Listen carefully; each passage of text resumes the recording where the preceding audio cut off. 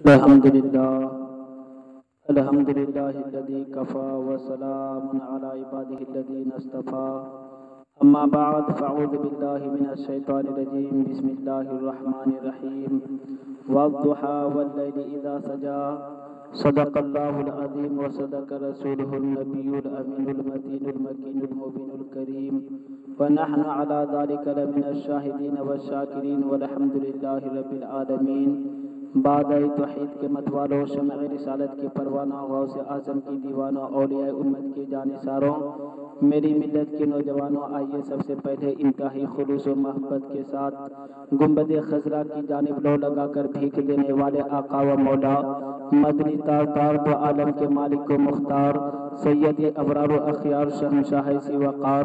رحمت للعالمین، طہا و یاسین، انی سے بے کساں، چارہ ساز دردمنداں، کونین میں سب سے انوکھے اور سب سے نرالے، دائی حلیمہ کی گود کے پالے، سیدہ آمنہ کے راز دلارے، حضرت عبداللہ کی جگر کے پارے یعنی حضور احمد مصطفیٰ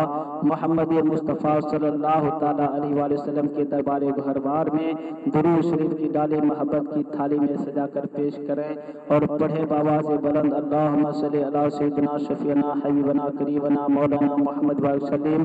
صلی علیہ الصلوۃ والسلام علیک یا رسول اللہ یا حبیب اللہ صلی اللہ تعالیٰ علیہ وآلہ وسلم۔ شاعر کہتا ہے کہ حسن یوسف پہ کٹی مصر میں انگشت زنا، حسن یوسف پہ کٹی مصر میں انگشت زنا، سر کٹاتے ہیں تیرے نام پر مردان عرب، سر کٹاتے ہیں تیرے نام پر مردان عرب۔ میرے بزرگوں اور دوستوں، میں نے خطبہ مسنونہ کے بعد قرآن مقدس کی مشہور و معروف آیت کریمہ کی تلاوت کرنے کا شرف حاصل کیا ہے۔ پروردگار عالم قرآن مقدس میں فرماتا ہے والضحیٰ واللیل اذا سجا، جس کا ترجمہ ہے چاشت کی قسم اور رات کی جب وہ پردہ ڈالے۔ بعض مفسرین کرام فرماتے ہیں کہ یہاں الضحیٰ سے مراد چہرے پاک مصطفیٰ ہے اور لیل سے مراد محبوب عالم صلی اللہ علیہ وسلم کا زلف عنبری ہے۔ اب اس آیت کریمہ کا ترجمہ یہ بھی ہو سکتا ہے چہرے مصطفیٰ کی قسم۔ میرے بزرگوں اور دوستوں، پروردگار عالم نے اپنے محبوب کے رخ انور کی قسم یاد فرمائی، اس لیے کہ رخ پاک مصطفیٰ سے زیادہ حسین اور جمیل دنیا کی کوئی شے نہیں ہے اور نہ ہی ہو سکتی ہے۔ اسی لیے حضرت حسان بن ثابت رضی اللہ تعالیٰ عنہ حضور صلی اللہ علیہ وسلم کے حسن و جمال اور سراپا کمال کو دیکھ کر کے عرض کرتے ہیں وَأَحْسَنَ مِنْكَ لَمْ تَرَ قَطُّ عَيْنِي وَأَجْمَلَ مِنْكَ لَمْ تَلِدِ النِّسَاء۔ یا رسول اللہ، میری آنکھ نے آپ جیسا کبھی پیکر حسن و جمال دیکھا ہی نہیں، بلکہ کسی ماں نے آپ جیسا حسین و جمیل پیدا ہی نہیں کیا۔ اور آگے فرماتے ہیں خُلِقْتَ مُبَرَّأً مِنْ كُلِّ عَيْبٍ كَأَنَّكَ قَدْ خُلِقْتَ كَمَا تَشَاءُ۔ یا رسول اللہ، آپ تمام عیوب و نقائص سے پاک پیدا فرمائے گئے، گویا کہ آپ نے جیسا چاہا اللہ تبارک و تعالیٰ نے ویسا ہی پیدا فرمایا۔ اور مشہور صحابی رسول حضرت ابو ہریرہ رضی اللہ تعالیٰ عنہ فرماتے ہیں ما رأیت شیئا احسن من رسول اللہ صلی اللہ علیہ وسلم کأن الشمس تجری فی وجہہ۔ میں نے کوئی چیز رسول اللہ صلی اللہ علیہ وسلم سے زیادہ حسین نہ دیکھی، گویا کہ سورج آپ کے چہرے انور میں تیر رہا ہو۔ اور شمائل ترمذی میں ہے عن جابر بن سمرہ قال رأیت رسول اللہ صلی اللہ علیہ وسلم فی لیلۃ اضحیان وعلیہ حلۃ حمراء فجعلت انظر الیہ القمر فهو عندي اشرف القمر۔ حضرت جابر بن سمرہ سے روایت ہے، وہ فرماتے ہیں کہ میں نے رسول اکرم صلی اللہ تعالیٰ علیہ وسلم کو 14ویں رات میں دھاری دار سرخ جمنی جوڑا پہنے ہوئے دیکھا۔ میں کبھی آپ کی طرف دیکھتا اور کبھی چاند کی طرف دیکھتا تو آپ صلی اللہ علیہ وسلم میرے نزدیک چاند سے بھی زیادہ حسین و جمیل تھے۔ اسی لیے تو بریلی کے تاجدار امام احمد رضا خان فاضل بریلی پکار اٹھتے ہیں کہ ماہ مدینہ اپنی تجلی عطا کرے، ماہ مدینہ اپنی تجلی عطا کرے۔ یہ دھرتی چاندنی دوپہر دوپہر کی ہے، یہ دھرتی چاندنی دوپہر دوپہر کی ہے۔ اور مولانا روم رحمت اللہ علیہ مثنوی شریف میں فرماتے ہیں کہ دیر صدی کش بگفت اے آفتاب، نیزہ مشرق نیزہ غربی خوشہاں باب، یعنی صدیق اکبر نے رسول پاک صلی اللہ علیہ وسلم کو دیکھا تو عرض کیا اے حسن و جمال کے آفتاب،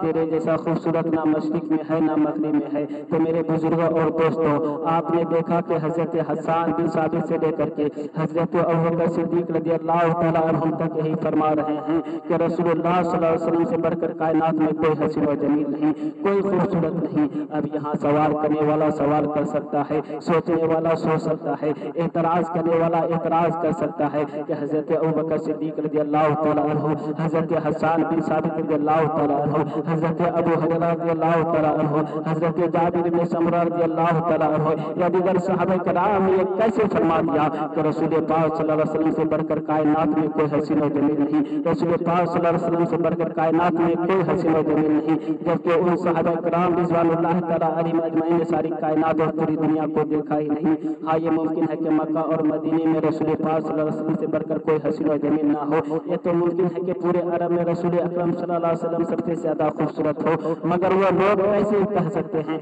मगर वो लोग कैसे कह सकते हैं कि सारी कायनात में उनसे बढ़कर कोई हसीन और जमील नहीं, जबकि उन्होंने पूरी दुनिया को देखा ही नहीं। हाँ, ये हो सकता है कि ये लोग जहाँ जहाँ गए हों और जहाँ जहाँ के लोगों को देखे हों वहाँ मेरे नबी जैसा कोई हसीन और जमील ना हो, मगर ये लोग जहाँ ना जा सके वहाँ के ताल्लुक से कैसे कह सकते हैं कि मेरे नबी से बढ़कर कोई हसीन और जमील नहीं। मसलन हिंदुस्तान में कैसा शख्स हो जो हुजूर से ज्यादा खूबसूरत हो, पाकिस्तान में कैसा शख्स हो जो हुजूर से ज्यादा खूबसूरत हो, बांग्लादेश में कैसा शख्स हो जो हुजूर से ज्यादा खूबसूरत हो, श्रीलंका में कैसा शख्स हो जो हुजूर से ज्यादा खूबसूरत हो, रूस में कैसा शख्स हो जो हुजूर से ज्यादा खूबसूरत हो, नेपाल में कैसा शख्स हो जो हुजूर से ज्यादा खूबसूरत हो, अमेरिका में कैसा शख्स हो जो हुजूर से ज्यादा खूबसूरत हो, अफ्रीका में कैसा शख्स हो जो हुजूर से ज्यादा खूबसूरत हो, न्यूजीलैंड में कैसा शख्स हो जो हुजूर से ज्यादा खूबसूरत हो, थाईलैंड में कैसा शख्स हो जो हुजूर से ज्यादा खूबसूरत हो, थाईलैंड में कैसा शख्स हो जो हुजूर से ज्यादा खूबसूरत हो, इंडोनेशिया में कैसा शख्स हो जो हुजूर से ज्यादा खूबसूरत हो, मलेशिया में कैसा शख्स हो जो हुजूर से ज्यादा खूबसूरत हो। तो फिर सिद्दीक़ अकबर के फैसले को कैसे माना जाए कि हुजूर सबसे ज्यादा खूबसूरत है,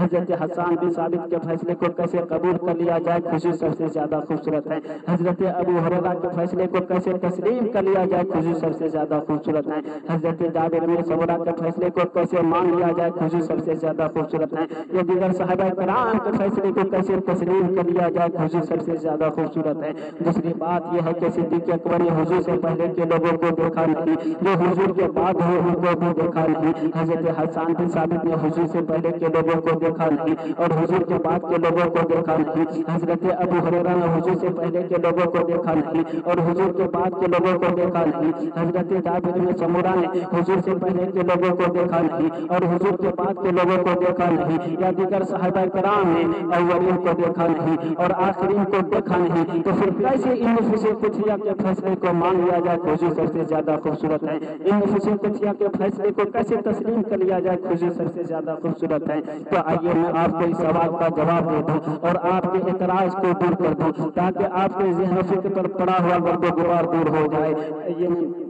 आइए मैं आपको एक ऐसी अजीम हस्ती की बारगाह में ले चलो जिन्होंने मक्का के लोगों को भी देखा है, मदीना के लोगों को भी देखा है, मिस्र के लोगों को भी देखा है, कुवैत के लोगों को भी देखा है, इराक के लोगों को भी देखा है, लीबिया के लोगों को भी देखा है, चीन और जापान के लोगों को भी देखा है, जर्मन हिंदुस्तान के लोगों को भी देखा है, पाकिस्तान और अफगानिस्तान के लोगों को भी देखा है। मैं उनकी बारगाह में ले जाना चाहता हूँ जिन्होंने दुनिया के कोने कोने गोशे गोशे खिते खिते को देखा है। मैं उनकी बारगाह में ले जाना चाहता हूँ जिन्होंने हुजूर से पहले के लोगों को भी देखा है और हुजूर के बाद के लोगों को भी देखा है, अव्वलीन को भी देखा है, आखिरीन को भी देखा है। लेकिन आप जानते हैं कि ये अजीम हस्ती कौन है? ये अजीम हस्ती वो है जिनको हम जिब्रील अमीन कहते हैं, जिन्हें सैयदुल मलाइका कहा जाता है, जिन्हें ताइर सिदरा कहा जाता है। मुझे कह लेने दिया जाए कि हजरत जिब्राइल की जात वो जात है जिन्होंने हजरत आदम को भी देखा है, हजरत नूह को भी देखा है, हजरत इब्राहिम को भी देखा है, हजरत इस्माइल को भी देखा है, हजरत इसहाक को भी देखा है, हजरत याकूब को भी देखा है,